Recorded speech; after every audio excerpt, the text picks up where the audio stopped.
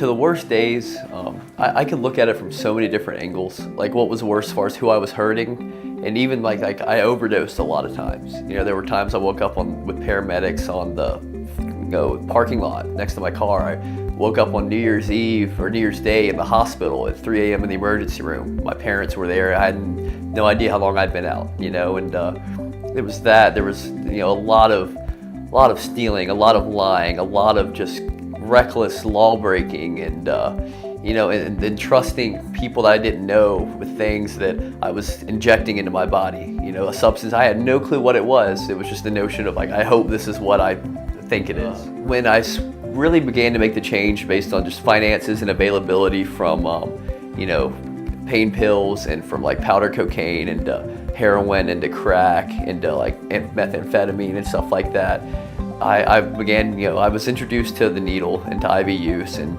at that point I never looked back. You know, everything I could get my hands on, I wanted it, and I wanted it immediately.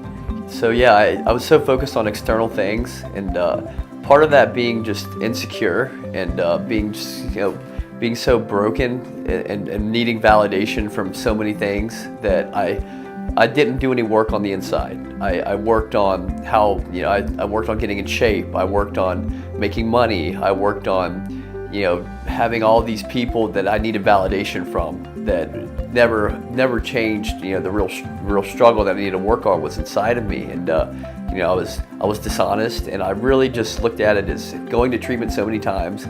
I learned how to complete treatment.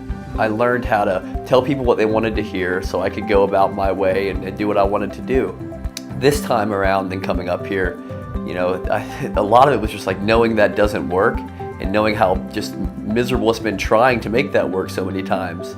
So really just getting honest with people and opening up and sharing in groups and just putting myself out there, and like really reckless honesty, the fearful level of like, I'm gonna be judged for saying this, but if I don't say this, I'm not gonna get any better. And doing that, you know, has been such a freeing thing to do, just to be open with people and to make true connections and to make real caring friends and stuff like that. It's something I'd never had because I always wore a mask, and I always, you know, wanted people to like me before I gave them a chance to like me for who I was. Here at the road, I have a chance to get around people that have been through what I've been through, can understand what I've been through, and even been through things I haven't been through, which helps me just as much as opening up to them as having them open up to me. You know, and understanding that we're all here for the same reason, to learn how to live life and how to be happy, joyous, and free, you know, without drugs and alcohol. And the support's fantastic. So many things are different here, this IOP, as far as getting out and doing stuff, doing like Tai Chi, going out and going in the wilderness and going on a hike and doing group and doing meditation up there. It's stuff that you learn kind of, there's things you can enjoy doing that you didn't know because you hadn't never done them. You get around guys that are uncomfortable too, and then you can kind of be an inspiration to them. Or if you're uncomfortable doing a certain thing, you can see that, well, these guys are doing it, let me give this a try, and it's good.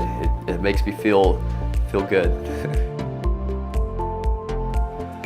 I have been hopeless, I have been desperate, and I have wanted a change so bad but not known how to get that. And looking at this weeks ago, years ago, months ago, it's progressed better every day. Just, it started with me willing to give up and to try something new.